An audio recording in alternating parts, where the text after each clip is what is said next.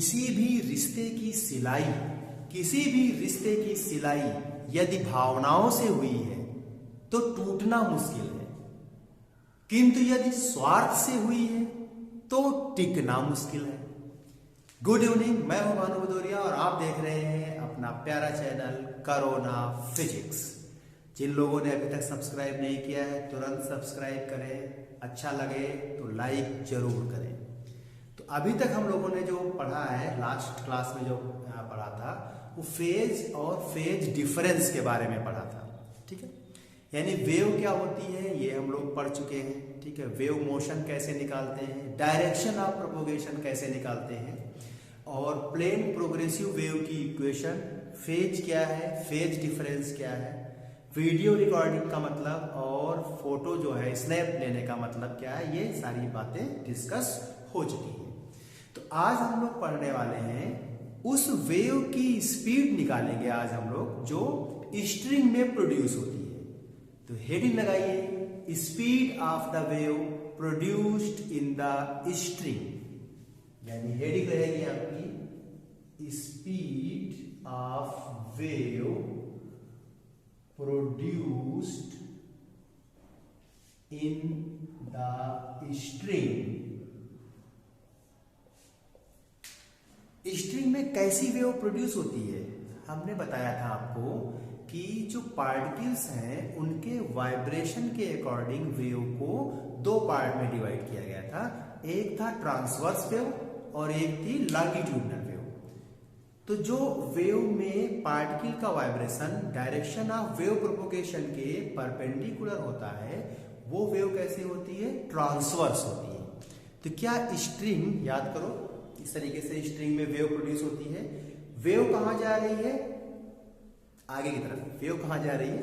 आगे की तरफ जा रही है। और क्या इस जो स्ट्रिंग के पार्टिकल हैं वो इस तरीके से डांस कर रहे हैं, यानी एसएचएम कर रहे हैं अपनी मीन पोजीशन के अबाउट, और वेव जा रही है ये। तो क्या ट्रांसवर्स वेव की कंडीशन फुलफिल कर रही है? यानी स्ट्रिंग वेव कैसी होगी? Transverse wave. कैसी होगी? Transverse wave. बिल्कुल सही।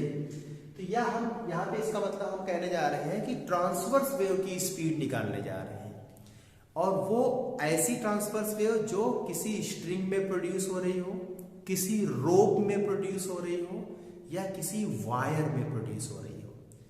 जैसे आप गिटार बजाते हैं तो उसमें भी वायर टाई होते हैं ना, तो ठीक है, तो वो वायर में भी क्या होगी? आपकी ट्रांसवर्स वेव भी प्रोड्यूस होगी। तो ये स्पीड का जो फार्मूला आएगा यहाँ पर वो हम यूज कर सकते हैं, speed of wave produced in wire, produced in string, या प्रोड्यूस्ड इन रोप। तो इसके लिए क्या है, कुछ बेसिक फंडे देखते हैं और आप लोग जवाब देना है उसमें। जैसे मान लीजिए, चलिए सब पूछते हैं पहले फिर आप जवाब दीजिए। मान लीजिए हमारे पास दो स्ट्रिंग है, एक पतली स्ट्रिंग है और एक मोटी स्ट्रिंग है। बना के दिखाते हैं। और दोनों में हमने क्या किया है?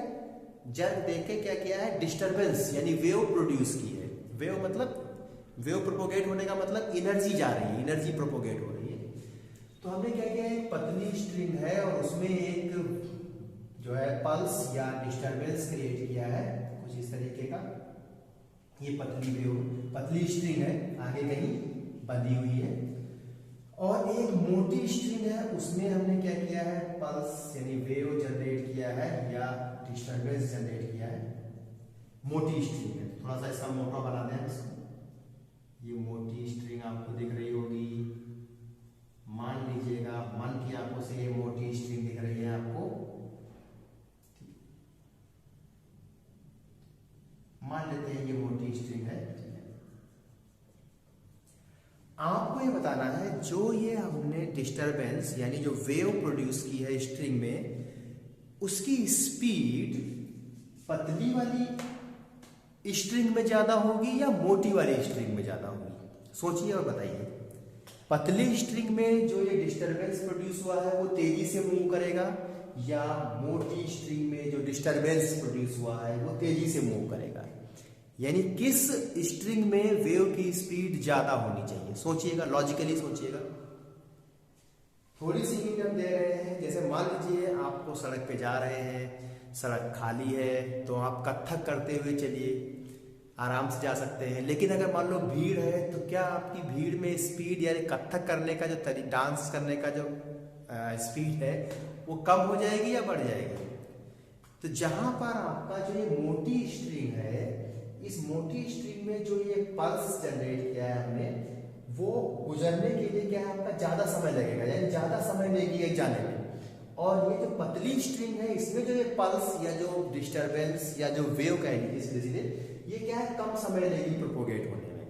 तो यानी स्पीड किस स्ट्रिंग में ज्यादा होगी? पतली स्ट्रिंग में स्पीड क्या होगी? ज्यादा होगी। क्या हम कह दें कि जितना ही कम मास उतना ही ज्यादा स्पीड, और जितना ही ज्यादा मास उतना ही कम स्पीड। तो एक कंक्लूजन यहां से मिला कि जो भी स्पीड होगी स्ट्रिंग में वो प्रोपोर्शनल होगी 1/मास ऑफ स्ट्रिंग। ठीक है, एज्यूम कर सकते हैं आप, देखिएगा जो मोटी होगी उसमें क्या है आपका आराम से पल्स जा रही होगी यूं जुम्मा जुम्मा करके, ठीक है, या जो पतली होगी उसमें आराम से छैया छैया करते हुए जा रही होगी, और मोटी में क्या है छैया छैया छैया करके जाएगी, यानी ज्यादा समय लेगी तो स्पीड कम हो जाएगी। अब देखिएगा अगर हम क्या करें, आपको याद है ना जब एग्जाम आता है तो आप पर प्रेशर बढ़ता है और आपको सब कुछ बहुत जल्दी याद हो जाता है, और एग्जाम से पहले आप सोचते हैं अभी तो बहुत टाइम है, आराम से याद करते हैं, और जो पढ़ते हैं वो जल्दी याद भी नहीं होता है। तो अब अगर ये स्ट्रिंग अगर हम कर दें दोनों एंड पे इसको टाई कर दें, यानी इसमें टेंशन प्रोड्यूस करें, तो देखिएगा डायग्राम बना रहे हैं, टेंशन प्रोड्यूस करें, तो एक में ज्यादा टेंशन दे दें, पतली मोटी में तो हमको पता चल गया कि पतली में स्पीड ज्यादा होगी। अब देखो टेंशन जिसमें ज्यादा होगी या कम होगी उसमें से किस स्ट्रिंग में स्पीड ज्यादा होगी वो सोचिएगा। ये हमने क्या किया, स्ट्रिंग को टाइटली बांध दिया, दो फिक्स सपोर्ट से टाइटली बांध दिया, यानी इसमें जो हमने टेंशन जनरेट किया बहुत ज्यादा टेंशन, हमने कहा इसमें 1000 न्यूटन का टेंशन है, ठीक है। दूसरी एक स्ट्रिंग ली, आर रिस्पेक्ट में दूसरी स्ट्रिंग जो है वो सेम है, यानी सारी प्रॉपर्टी सेम है, बस दूसरी स्ट्रिंग को हमने लूजली बाउंड कर दिया, मतलब इसमें जो टेंशन है हमने कहा वो 10 या 50 न्यूटन का है, ठीक है, पहले के कंपैरिजन में बहुत कम। टेंशन कहाँ देखते हैं, ऑब्जेक्ट के रेस्पेक्ट में देखते हैं, ऑब्जेक्ट के रेस्पेक्ट में टेंशन देखते हैं, और टेंशन हमेशा क्या होता है ऑब्जेक्ट से अवे होता है, ये आपको बता चुके हैं। अब आप बताओ इसमें मान लीजिए हमने क्या किया है, इसमें एक डिस्टरबेंस प्रोड्यूस किया है तो वो आगे की तरफ जाएगा, इसमें डिस्टरबेंस प्रोड्यूस करें वो भी जाएगा, तो किस में उसकी स्पीड ज्यादा होगी जो डिस्टरबेंस हमने प्रोड्यूस किया है? सोचिए, बताइए, जवाब दीजिए, जल्दी से जवाब दीजिए सोच करके। एक में टेंशन ज्यादा है दूसरे में टेंशन कम है, तो कम टेंशन वाले में तेजी से वेव जाएगी या ज्यादा टेंशन वाले में?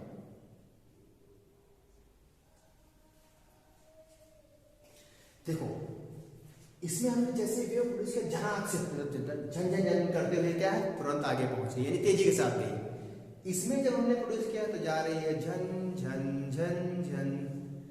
तो क्या आपको लगा किसमें स्पीड ज्यादा है? जिसमें टेंशन ज्यादा स्पीड वेव की उसमें ज्यादा, ठीक है। तो यानी हम कह सकते हैं कि जो स्पीड है वेव की वो प्रोपोर्शनल हो गई टेंशन की,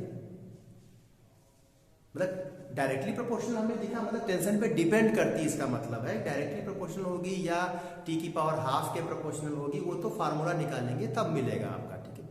यानी टेंशन जितना ज्यादा हम कहेंगे वेलोसिटी वेव की उतनी ज्यादा, और मास के कैसा था, इनवर्सली प्रोपोर्शनल था। मास आता है या यूनिट लेंथ का मास आता हो तो फार्मूला निकालेंगे वहां पर आएगा। तो यानी मास ज्यादा होगा तो स्पीड क्या होगी वेव की कम होगी स्ट्रिंग में। ये दो बातें हमें कंफर्म हो गई, ठीक है। अब क्या करते हैं, स्ट्रिंग में हम क्या करें, एक वेव प्रोड्यूस करें, हटा दें इसको, नोट कर लिया होगा। अब हम फार्मूला निकालने जा रहे हैं कि जो स्ट्रिंग में वेव प्रोड्यूस होगी उसका फार्मूला एग्जैक्टली होगा क्या। कभी हम लोगों ने क्या किया है, रेफरेंस फ्रेम पढ़े हैं, ठीक है, थोड़ा सा बता दे रहे हैं आपको। रेफरेंस फ्रेम में हमने बताया था कि किसी भी ऑब्जेक्ट की जो फिजिकल क्वांटिटी है जिसे हम मेजर कर सकते हैं, उनकी वैल्यू रेफरेंस फ्रेम बदलने पर बदल जाती है। ठीक है, अभी इतना ही बोलेंगे, जहां जरूरत पड़ेगी इसमें वहां आपसे पूछेंगे। याद रखिएगा, रेफरेंस फ्रेम चेंज करने पर वैल्यू क्या हो जाती है, चेंज हो जाती है। तो अब हमने क्या किया, यहां पर देखिए, हमने एक वेव प्रोड्यूस कर दी स्ट्रिंग में, और ये किसी समय पे क्या कहां पर है, ये है, उसके बाद आगे होगी इस तरीके से जाएगी आपकी। तो पूरी हम स्ट्रिंग पे वेव बना के दिखाए, या एक वेव के एक पार्ट ले लें, वहां से हम प्रूफ कर दें, रिजल्ट सेम आएगा। तो हमने क्या किया, ये एक हमने पल्स जनरेट की, यानी वेव जनरेट की, और ये वेव कहाँ जा रही है आपकी, जहां जनरेट हुई थी फ्री एंड पे, जहां हमने जर्क दिया था, वहां से कहाँ जाएगी, जो टाई है पोल में, उस एंड तक जाएगी। तो कहीं पर है, हमने मान लिया इस समय यहां पर है। अब हम क्या करेंगे, इस पर ये जो पल्स है इसका एक छोटा सा पार्ट ले लेंगे। मान लिया वो पार्ट क्या है, डीएल लेंथ का है, ठीक है। और हमने कहा कि जो इस स्ट्रिंग का मास पर यूनिट लेंथ है, वो सपोज कर लेते हैं पहले ही, हमने कहा कि म्यू क्या है, मास पर यूनिट लेंथ है इस स्ट्रिंग का जिसमें हमने ये वेव प्रोड्यूस की है। नोट करिए, म्यू क्या है, मास पर यूनिट लेंथ है जिसमें हमने ये वेव प्रोड्यूस की। हमने जो ये वेव है जिस समय यहां पर है, हमने मान लिया इसका एक छोटा सा एलिमेंट हमने डीएल ले लिया, इसका छोटा सा एलिमेंट डीएल ले लिया, और इस एलिमेंट का मास हमने मान लिया डीएम है। ये जो एलिमेंट लिया हमने, इसका मास कह दिया कितना है, डीएम। यानी जो एलिमेंट है डीएल, इसका मास हमने मान लिया है डीएम। अब देखिएगा, ये जो डीएल एलिमेंट है, हमें चूंकि प्रूफ करके दिखाना है, तो इसको थोड़ा सा हम जूम करते हैं।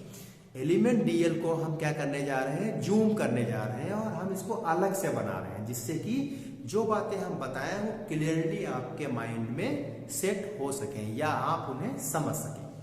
तो हम क्या करेंगे, इसको थोड़ा सा बड़ा कर देंगे। छोटा सा था, इसको क्या किया हमने, इनलार्ज कर दिया या जूम कर दिया, और ये डीएल बड़ा खुश हो गया।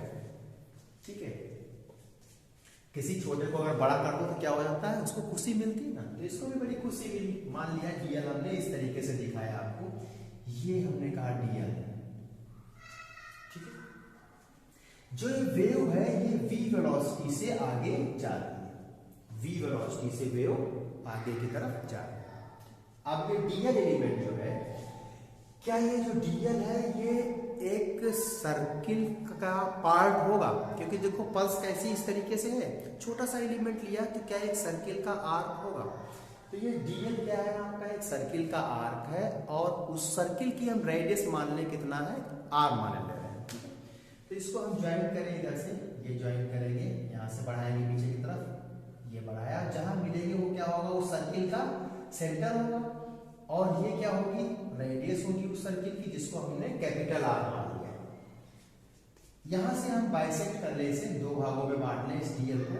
ये पूरा क्या है, डीएल ही है। यहाँ छोटा सा था, तो इस पे टेंशन भी लग रहा होगा, बहुत सारी कहानियां हो रही होंगी, इसलिए हमने इसको इनलार्ज कर लिया है, इसको खुश कर दिया है बड़ा करके। आप भी खुश हो जाइए, क्योंकि आपकी भी समझ में आ जाएगा। तो ये हमने क्या किया, दो पार्टों में इसको तोड़ लिया है। ये एंगल हमने कह दिया थीटा है, और ये एंगल भी कितना होगा, थीटा होगा।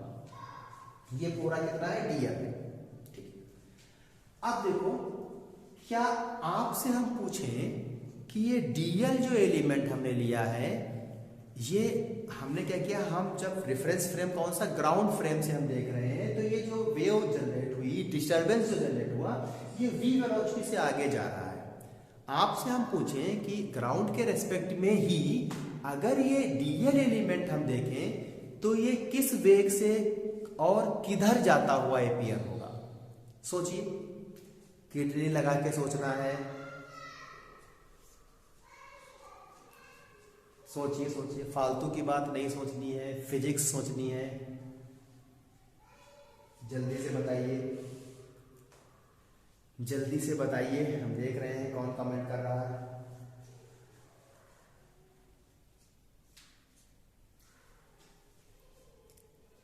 बताइए, ठीक है, बताया आपने। क्या ये डीएल मूव करेगा ग्राउंड के रेस्पेक्ट में? नहीं मूव करेगा। क्यों? क्यों नहीं मूव करेगा? क्योंकि डीएल क्या है? स्ट्रिंग का पार्ट है, और स्ट्रिंग का कोई भी पार्ट वेव के साथ प्रोपोगेट नहीं करता है। स्ट्रिंग के हर पार्टिकल अपनी इक्विलिब्रियम के अबाउट मोशन करते हैं या वाइब्रेट होते हैं। तो ग्राउंड के रेस्पेक्ट में डीएल आपको कहीं जाता हुआ नहीं दिखाई देगा। क्यों? क्योंकि ये डीएल क्या है? अपनी मेन पोजीशन पे आ जाएगा और ये डिस्टरबेंस आगे बढ़ जाएगा।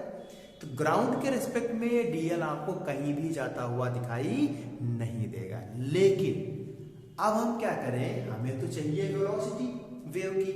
तो अब हम क्या करें कि ग्राउंड के रेस्पेक्ट में तो कहानी बनी नहीं, डीएल कहीं जाता हुआ नहीं दिखाई दे रहा है। तो अब हम क्या करें कि रेफरेंस फ्रेम जो ग्राउंड हम ले रहे हैं उसको बदल दें। अब रेफरेंस फ्रेम हम ले रहे हैं वेव, जो ये वेव जा रही है, इसको अगर हम रेफरेंस फ्रेम माने तो ये वेव पीछे मुड़ के देखेगी, कहेगी वाह वो देखो डीएल तो पीछे जा रहा है, और उतनी ही वेलोसिटी से डीएल पीछे जाता हुआ दिखाई देगा जितनी वेलोसिटी से वेव आगे की ओर जा रही है, यानी v वेलोसिटी से। तो जब हम रेफरेंस फ्रेम वेव ले लेंगे, यानी वेव को रेफरेंस फ्रेम मान लेंगे, तो क्या हमें दिखेगा कि ये जो डीएल एलिमेंट है ये पीछे की ओर v वेलोसिटी से जा रहा है। तो डीएल एलिमेंट की वेलोसिटी कहां मिल गई? पीछे की ओर। और डीएल क्या आपका किसी सर्किल का पार्ट है? तो क्या जो वेव के फ्रेम से हमें दिखेगा कि डीएल जो है वो v वेलोसिटी से सर्कुलर पाथ पर है, v वेलोसिटी से सर्कुलर पाथ पर है। और सर्कुलर पाथ पर किसी भी पॉइंट पर जो वेलोसिटी की डायरेक्शन होती है वो उस पॉइंट पर टेंजेंट द्वारा रिप्रेजेंट की जाती है। तो हम यहाँ पर v वेलोसिटी यहाँ पे टेंजेंट खींच के दिखा दें यहाँ पे, यानी v वेलोसिटी से ये डीएल इधर जा रहा है। और डीएल का कैसा पाथ पे जा रहा है? सर्कुलर पाथ पे। और जब भी कोई पार्टिकल सर्कुलर पाथ पे मोशन में होता है तो एक सेंट्रीपेटल फोर्स रिक्वायर्ड होता है, और वो रिक्वायर्ड सेंट्रीपेटल फोर्स कहां से मिलता है? किसी रियल फोर्स से मिलता है। तो अब देखो, ये जो हमें वेव के फ्रेम से देखने पर ये जो डीएल एलिमेंट हमने लिया था वो सर्कुलर पाथ पे जाता हुआ दिख रहा है विद स्पीड v। तो इसका मतलब है कि इस डीएल एलिमेंट को एक सेंट्रीपेटल फोर्स रिक्वायर्ड होगा जो कि किसी रियल फोर्स से मिलेगा। अब देखो, इस डीएल पर रियल फोर्स कौन लग रहा होगा? सोचो, बताओ कौन लग रहा होगा रियल फोर्स? सोच के बताइए, जल्दी से बताइए। टेंशन। स्ट्रिंग पे क्या लग रहा है? टेंशन। पकड़े थे ना, वो हटाई थी, टेंशन थी। तो इस पे क्या है? इस डीएल एलिमेंट पे, लार्ज वाले डीएल पे देखिएगा जिसको बड़ा करके दिखा रखा है, तो इस पे एक टेंशन लग रहा होगा, एक टेंशन इधर लग रहा होगा, और एक टेंशन इधर लग रहा होगा। क्या इस स्ट्रिंग के हर पार्ट पे टेंशन इक्वल होगा? नहीं। क्यों? क्योंकि स्ट्रिंग का कुछ मास है, और टेंशन स्ट्रिंग के हर पार्ट पर इक्वल होता है यदि स्ट्रिंग कैसी हम लेते हैं? मासलेस लेते हैं। फिर भी हमने यहां डीएल पर दोनों तरफ टेंशन टी दिखा दिया। सोचो क्यों दिखा दिया? क्योंकि डीएल क्या है? स्मॉल पार्ट स्ट्रिंग का है, तो उस पर ऑलमोस्ट क्या है? सेम टेंशन लगेगा दोनों डायरेक्शन में, इसलिए हमने यहां पर दोनों डायरेक्शन में टेंशन सेम ले लिया है। ठीक है। अब देखो, इस टेंशन को हम क्या करें? रिजॉल्व कर ले। ये टेंशन आपका है, एक ये कंपोनेंट और एक ये कंपोनेंट। ये एंगल थीटा है, तो देखो क्या ये एंगल थीटा हो जाएगा? ये एंगल थीटा है, तो ये एंगल थीटा हो गया। मैथ से आपको आती है। अब ये एंगल देखो, ये क्या है? ये सर्किल की रेडियस है, और ये टी क्या है? टी जो डायरेक्शन दिखा रहा है, ये सर्किल की क्या है? टेंजेंट है। तो रेडियस और टेंजेंट क्या होते हैं? परपेंडिकुलर होते हैं। इसका मतलब ये पूरा एंगल जो होगा ये वाला 90 होगा। ये थीटा मिल गया, तो क्या ये 90 माइनस थीटा होगा? ये क्या होगा? 90 माइनस थीटा। तो तो ये क्या हो जाएगा, अगेन हमारे पास ये क्या हो गया, ये हो गया थीटा, ये है 90 माइनस थीटा, और ये दोनों क्या है, परपेंडिकुलर डायरेक्शन है, तो ये एंगल हो गया थीटा। सिमिलरली यहां पर भी हम कह सकते हैं ये एंगल क्या हो जाएगा आपका थीटा, ये एंगल थीटा, ये 90 माइनस थीटा। तो t के दो कंपोनेंट हम कर सकते हैं, एक कंपोनेंट t का कहा गया, ये देखिएगा आपका ध्यान से, t का एक कंपोनेंट जाएगा ये, और हमने कहा था जिस डायरेक्शन से कंपोनेंट के जो कंपोनेंट हम ले रहे हैं, जिस डायरेक्शन से एंगल थीटा होता है उस डायरेक्शन वाला कंपोनेंट कॉस में जाता है। तो क्या इस डायरेक्शन से t का एंगल क्या है, थीटा है, तो t का ये वाला कंपोनेंट कहा जाएगा, कॉस में जाएगा। तो ये कंपोनेंट क्या हो गया आपका t cos थीटा, तो ये कंपोनेंट हो जाएगा t sin थीटा। सिमिलरली इधर भी क्या ये हो गया t cos थीटा, और ये कंपोनेंट हो जाएगा t sin थीटा। नोट करिए, कोई तकलीफ हो तो बताइए। तो ये हो गया t cos थीटा, ये t sin थीटा। अब देखो जो t cos थीटा है वो तो म्यूचुअली क्या हो जाएंगे, नेग्लेक्ट हो जाएंगे, कैंसिल आउट हो जाएंगे। अब क्या करें, कैंसिल आउट होंगे, मान सकते बराबर है ना, इसलिए कैंसिल आउट। अब देखो जो क्या है कि जो ये dl सर्कुलर पाथ पे जा रहा है, इसके लिए एक सेंट्रीपेटल फोर्स जो रिक्वायर्ड होगा, सेंट्रीपेटल फोर्स कहां लगता है, टुवर्ड्स द सेंटर। और यहां पर देखो towards the centre real force कौन से लग रहे हैं, एक ये t sin थीटा और एक ये t sin थीटा। तो सेंटर की तरफ क्या लग रहा है, 2t sin थीटा, और ये 2t sin थीटा ही रिक्वायर्ड सेंट्रीपेटल फोर्स प्रोवाइड करेगा, किसको, dl के सर्कुलर मोशन के लिए, यानी सर्कुलर पाथ पर dl मूव कर रहा है, किस फ्रेम से, वेव के फ्रेम से। तो जो रिक्वायर्ड सेंट्रीपेटल फोर्स है वो कौन प्रोवाइड करेगा, देखो ये जो कंपोनेंट है साइन थीटा वाले, ये दोनों कंपोनेंट मिल करके क्या करेंगे, सेंट्रीपेटल फोर्स प्रोवाइड करेंगे। और सेंट्रीपेटल फोर्स क्या होता है आपका, mv²/r।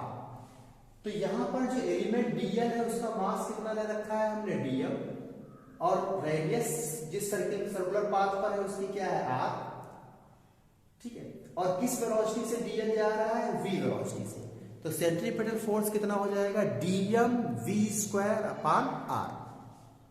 नोट करते हैं यहां पर, सेंट्रीपेटल फोर्स हो गया कितना आपका, dmv²/r, और ये किससे मिलेगा, t sin थीटा, दोनों कंपोनेंट जो है ये मिलकर प्रोवाइड करेंगे, यानी ये मिलेगा किससे, 2t sin थीटा से, 2t sin थीटा से। अब देखो dl हमारा इत्तो सा है, कित्तो सा है, इत्तो सा, छोटा सा कंपोनेंट, छोटा सा कंपोनेंट। तो dl जब छोटा सा है तो ये जो थीटा है ये भी छोटा होगा, थीटा जो है ये भी क्या होगा, छोटा होगा। तो साइन थीटा को हम क्या लिख सकते हैं, जब थीटा छोटा होता है साइन थीटा को क्या लिखते हैं, थीटा। साइन थीटा का एक्सपेंशन करिए और हायर पावर वाले टर्म छोड़ दीजिए, तो केवल बचता है आपका क्या, पहला टर्म, और वो क्या है, थीटा। तो जब थीटा छोटा है तो साइन थीटा को हम क्या लिख सकते हैं, थीटा लिख सकते हैं, यानी हमारे पास मिल जाएगा 2t theta is equal to dmv²/r।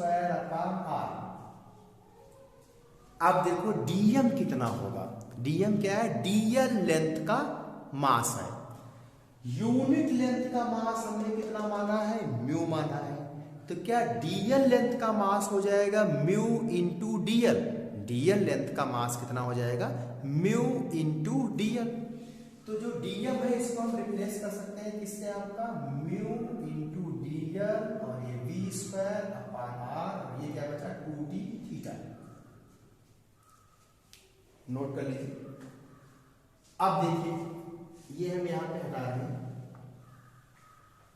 थोड़ी जगह चाहिए लिखने के लिए, हमें उम्मीद है ये बातें नोट कर चुके होंगे आप। अब देखो क्या है आपका, क्या है जो dl है, यही तो dl है, इनलार्ज dl, ठीक है, यहां तो छोटा सा लिया था। ये जो dl है क्या आपको दिख रहा है, ये सर्किल की आर्क है, तो क्या आर्क इक्वल टू होता है एंगल इंटू रेडियाई, और यहां पर एंगल कितना है, 2 थीटा, रेडियाई कितनी है, r। तो क्या हम लिख सकते हैं dl is equal to r into 2 theta. R into 2 theta. तो क्या डीएल की जगह हम रख दें आर इंटू 2 थीटा, तो यही इक्वेशन आपकी जो है क्या बन जाएगी, देखो ये बन जाएगी आपका 2t theta is equal to mu R into 2 theta v square upon R. 2 theta से 2 थीटा मर गया, आर से आर मर गया, तो क्या बचा हमारे पास, t इज इक्वल टू बचा म्यू इंटू वी स्क्वायर। तो क्या यहां से वेव वेलोसिटी मिल गई, v square is equal to T upon mu, या हम कह दें v is equal to square root T upon mu. शायद यही फार्मूला पढ़ा होगा आपने, सोनोमीटर एक एक्सपेरिमेंट किया होगा 12th में, उसमें जो वेलोसिटी के लिए यही फार्मूला यूज किया होगा। यहां पर टी क्या है, टेंशन इन द स्ट्रिंग, और म्यू क्या है, mass of unit length of the spring. T is the tension and mu is the mass of unit length of the spring. Note करिए फार्मूला, नोट करिए जल्दी से।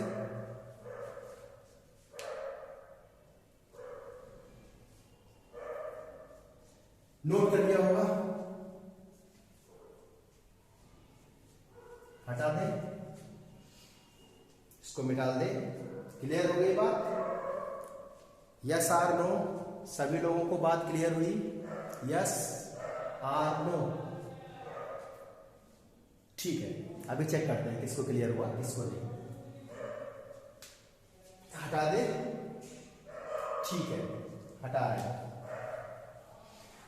अब इस पर बेस्ड कुछ न्यूमेरिकल करते हैं, इस पर बेस्ड कुछ न्यूमेरिकल करते हैं। और क्लास में हम लोग डिस्कस कर चुके हैं कि फ्री बॉडी डायग्राम क्या होता है, और एफ नेट 0 कब होता है, एफ नेट एमए कब होता है, ठीक है। ये सारी बातें क्लास में कर चुके हैं, इसलिए शायद कोई जरूरत पड़ेगी तो वो यहां पर हम यूज करेंगे। एक क्वेश्चन दे रहे हैं आपको, और वो क्वेश्चन क्या है आपका, डायग्राम बना रहे हैं, आप सुनिएगा पहले, फिर उसको जो है जवाब दीजिएगा। पुली, पुली तो आपने देखी होगी ना, चलिए नहीं देखी तो दिखा रहे हैं आपको। चलिए ये पुली आपको दिखा दें, एक पुली ये यहां पर है, और ये रस्सी यहां से इस पुली से होती हुई गई है, और एक दूसरी पुली से घूम करके ऐसे इसमें कोई ब्लॉक लटका हुआ है। यहाँ पर एक पुली है, और वो भी क्या है आपका इस तरीके से, ये जो रस्सी है ये पूरी एक ही रस्सी है, ये रस्सी पूरी एक ही है, एम मास का मान लिया ब्लॉक यहाँ लटका हुआ है, ठीक है। इस रस्सी को हमने नाम दे दिया है पी क्यू, यहां तक हम ले रहे हैं पी क्यू, और इस पुली से एक और रस्सी जुड़ी हुई है, इस पुली से एक और रस्सी जुड़ी हुई है, नाम दे देते हैं इसके, ये रस्सी जुड़ी हुई है, और यहां पर एक ब्लॉक हमने लटका दिया है, ठीक है, स्मॉल एम मास का। ये जो रस्सी है इसका नाम दे दिया है आर एस, ये जो रस्सी है ध्यान देखिएगा, ये जो रस्सी है इसका नाम दे दिया है आर एस। नोट कर लिया होगा, बना लीजिए, डायग्राम बना लीजिए। अब आपको क्या है, दोनों स्ट्रिंग के लिए वेलोसिटी दी हुई है, दोनों स्ट्रिंग के लिए आपको वेलोसिटी गिवन है, और उन वेलोसिटी का रेशियो निकालना है, ठीक है। क्वेश्चन में कहा गया है, ये डायग्राम बन गया होगा आपका, क्वेश्चन में कहा गया है कि यदि जो PQ स्ट्रिंग है, PQ स्ट्रिंग की जो वेलोसिटी है वो v1 हो, और जो RS स्ट्रिंग है इसकी वेलोसिटी क्या है, v2 है, तो v1 अपान v2 का रेशियो होगा, v1 अपान v2 का रेशियो होगा। लगाइए किडनी, लगाइए किडनी और बताइए ratio. I am waiting for your response.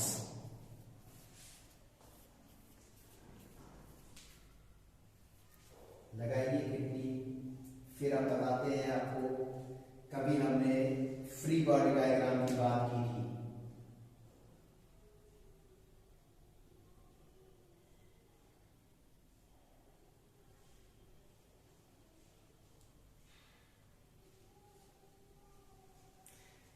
तो आपको पूछना चाहिए कि इसमें टेंशन की क्या स्थिति है। टेंशन तो आपको यहां से देखना पड़ेगा। जो स्ट्रिंग है ये गिवन है, आपको गिवन है कि स्ट्रिंग दोनों, चाहे PQ स्ट्रिंग हो या RS स्ट्रिंग हो, इन स्ट्रिंग के मास पर यूनिट लेंथ इक्वल है। यानी जो PQ स्ट्रिंग है और जो RS स्ट्रिंग है, इन दोनों के लिए जो म्यू है वो सेम है। अब देखो, क्या ये स्ट्रिंग सेम है? आपको दिख रही है ये स्ट्रिंग एक ही है, यहां तक तो हम नाम PQ दे दिया, और ये आपका क्या है RS स्ट्रिंग है। तो क्या स्ट्रिंग सेम है तो टेंशन क्या रहेगा आपका? टेंशन क्या रहेगा? सेम ले लेंगे। टेंशन क्या रहेगा? सेम। तो ये स्ट्रिंग है आपका, टेंशन किधर दिखाएंगे? इसके रेस्पेक्ट में देखेंगे टेंशन इधर दिखाएंगे, इसके रेस्पेक्ट में देखेंगे टेंशन ये, ऐसे ही यहां पर टेंशन और ऐसे ही यहां पर, ये टेंशन T हो गया। अब देखो ये RS स्ट्रिंग चेंज हो गई है तो इसमें टेंशन बदल जाएगा। मान ले टेंशन कितना इसमें है? T1। इसमें मान ले टेंशन कितना है? T1 है। तो क्या देखो इसमें जो T1 होगा, जैसे T1 दिखाएंगे यहां से T1, और यहां पर भी क्या दिखाएंगे? T1। तो क्या इतना फ्री बॉडी डायग्राम हम ड्रा कर ले इतना, तो क्या आपको दिख रहा है कि जो पहली रस्सी है PQ, यानी जो फर्स्ट स्ट्रिंग PQ है और जो सेकेंड स्ट्रिंग RS है, इनमें जो टेंशन में रिलेशन है वो क्या है? T1 is equal to 2T दिख रहा होगा। T1 is equal to 2T, यानी RS जो स्ट्रिंग है उसमें जो टेंशन है वो कितना है? 2T है, और PQ स्ट्रिंग में टेंशन कितना है? T है। इस स्ट्रिंग में टेंशन कितना है? T है। तो इसमें टेंशन क्या हो जाएगा आपका? 2T दिख रहा है ना आपका, इक्विलिब्रियम में है, टेंशन कितना है? 2T है। तो अब इक्विलिब्रियम का मतलब क्या आपका? ये जो है मोशन में है, इस स्ट्रिंग की वेलोसिटी दी हुई है, इसकी दी है, इसका मतलब क्या है? मूव हो रहा होगा। टेंशन सेम है इधर, तो इधर नेट आपका फोर्स कितना लग रहा है? 2T, इधर कितना लग रहा है? T1। तो 2T is equal to T1, यानी इसमें टेंशन मिल गया RS वाली में कितना आपका? T1, जो कि किसके इक्वल है? 2T के। और PQ में टेंशन कितना है? T। तो क्या फार्मूला मिल गया वेलोसिटी का? यानी V1 इज इक्वल टू आपका हो गया कितना? अंडर रूट T अपान म्यू। PQ पे टेंशन कितना? T, और मास दोनों का पर यूनिट लेंथ कितना? सेम दे रखा है। V2 कितना हो गया? अंडर रूट 2T अपान म्यू, क्योंकि RS में टेंशन कितना है? 2T। क्या रेशियो मिल गया? अब तो कमेंट कर सकते हो, क्या रेशियो मिल गया? V1 अपान V2, V1 अपान V2, यानी मिल गया आपको 1 अपान रूट 2। सही? यस और नो? V1 अपान V2 मिल गया? शायद मिल गया, शायद मिल गया। ठीक है। अब देखो एक क्वेश्चन और करते हैं, थोड़ा सा डेप्थ में जाते हैं। वैल्यू का फार्मूला पता है आपका? जैसे मान लो स्ट्रिंग कैसी होती है नेचर में? स्फेरिक। कैसी होती है? सिलेंड्रिकल। स्ट्रिंग आपको देखो ऐसी तो दिखती है मार्कर जैसे, ये कैसा है? सिलेंड्रिकल है। तो मार्कर सिलेंड्रिकल दिख रहा आपका है, तो स्ट्रिंग भी ऐसी दिखती है, यानी स्ट्रिंग को भी हम सिलेंड्रिकल ले लेंगे। और सिलेंडर का वैल्यू आपको पता है कितना होता है? पाई आर स्क्वायर। कमेंट मारो जल्दी से, पाई आर स्क्वायर, हाँ पाई आर स्क्वायर एल या पाई आर स्क्वायर एच। अब आपके पास क्या है? दो स्ट्रिंग है हमारे पास, नाम बदल रहे हैं, कुछ भी नाम ले सकते हैं, तरीका आपको पता है तो नाम पे क्या रखा है। ठीक है, चीज आपको पसंद है तो नाम में क्या रखा है, क्यों? अगर चलिए हमारे पास दो स्ट्रिंग है, एक एम स्ट्रिंग है और एक एन स्ट्रिंग है। नींद नहीं आ रही होगी किसी को, उम्मीद है। एम स्ट्रिंग है एक, एन स्ट्रिंग है, दोनों सेम मटेरियल की बनी है। यानी ये दोनों किस कैसी बनी है आपकी? सेम मटेरियल की बनी है। सेम मटेरियल की बनी है इसका मतलब क्या है? दोनों की डेंसिटी क्या होगी? सेम।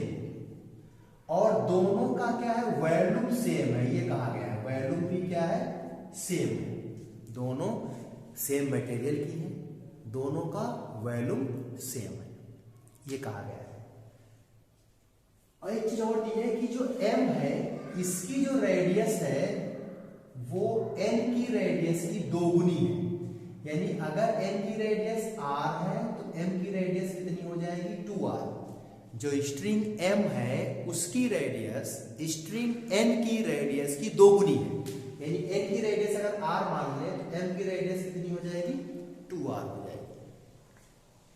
मास पर यूनिट लेंथ हमें चाहिए होगा, इसके बारे में कुछ नहीं कहा है। और टेंशन कहा गया है दोनों में क्या है सेम है। ये कहा गया है कि टेंशन क्या है दोनों में सेम है। तो यानी T क्या है दोनों में, टेंशन जो है वो क्या है सेम है, टेंशन इज सेम। अब आपसे कहा गया है कि अगर m में जो स्पीड है वेव की, स्ट्रिंग m में वेव की स्पीड अगर v1 है और स्ट्रिंग n में वेव की स्पीड अगर v2 है तो v1 अपान v2 में रेशियो निकालना है। v1 अपान v2 में रेशियो क्या होगा, लगाइए बेटी, लगाइए बेटी। क्या करना है यहां पे, थोड़ा सा सोचना है बस। सेम मटेरियल यानी डेंसिटी सेम, और कहा है वॉल्यूम सेम है, टेंशन सेम है दोनों में। m की रेडियस n की रेडियस की दोगुनी है। m में वेलोसिटी v1 है जो वेव प्रोड्यूस हुई है, और n में जो वेलोसिटी क्या है v2 है। v1 और v2 में रेशियो निकालना है। थोड़ा सा नजारा बना दे यहां पे आपका, ठीक है, थोड़ा सा भौकाल बना लिया जाए, यानी डायग्राम बना लेते दोनों का, तो शायद कुछ दिमाग में बात बैठ जाएगी। ठीक है, डायग्राम बना। तो एक की रेडियस r है, दूसरी की रेडियस 2r है, यानी एक पतलकी है एक मोटकी है। रस्सी की बात कर रहे हैं, ठीक है। तो एक रस्सी हम बना लेते हैं मोटी सी, और एक रस्सी हम बना लेते हैं पतली सी, ठीक है। इसकी रेडियस अगर हम कहते हैं r है तो इसकी रेडियस कितनी हो जाएगी 2r।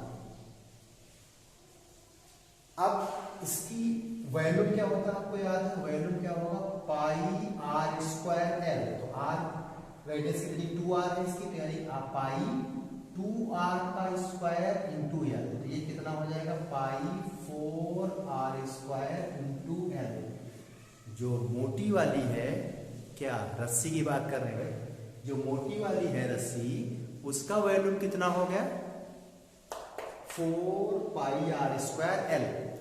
अब पतली वाली रस्सी की बात कर ले, तो पतली वाली रस्सी का वॉल्यूम कितना होगा पाई, रेडियस इसकी r है तो r स्क्वायर, लेंथ कितनी हो कि वॉल्यूम सेम हो जाए, गिवन है ना कि वॉल्यूम कैसा है सेम है।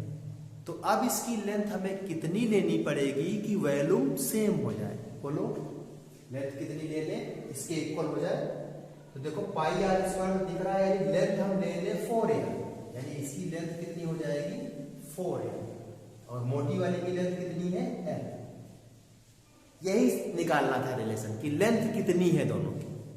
तो लेंथ मिल गई, तो अब क्या करना है, सेम मास है तो लेंथ मिल गई, तो क्या मास पर यूनिट लेंथ मिल जाएगा। सेम मास तो दिया नहीं हमने, कैसे बोल दिया किडनी लगा के, मन की आंखों से आपको दिख रहा है। डेंसिटी सेम, वॉल्यूम सेम, तो क्या मास भी तो सेम होगा। मास इज इक्वल टू क्या होता है volume into density.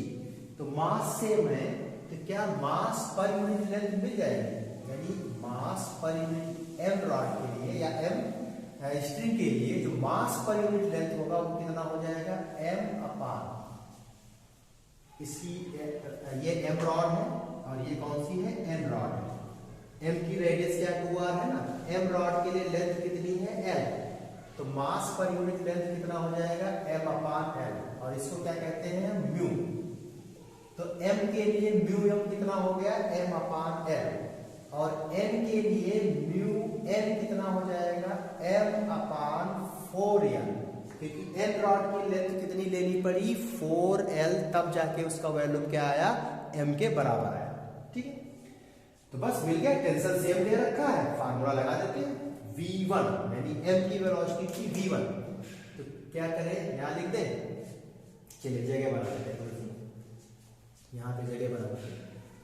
Tension same है, मास पर यूनिट लेंथ हम लोगों ने निकाल लिया है, तो क्या वेलोसिटी मिल गई, m की वेलोसिटी जो v1 है वो क्या हो जाएगी under root T upon mu m, और जो v2 है वो क्या हो गया under root T upon mu m।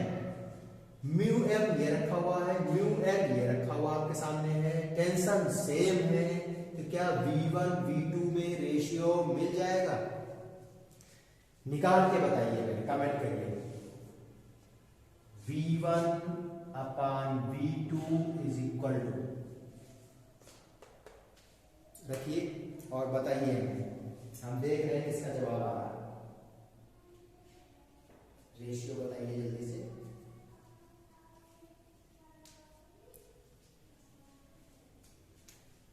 Option आपको दे रहे हैं, क्या ये 1/2 आएगा या 2 आएगा, आप तो बता सकते हो, आप तो कमेंट कर सकते हो।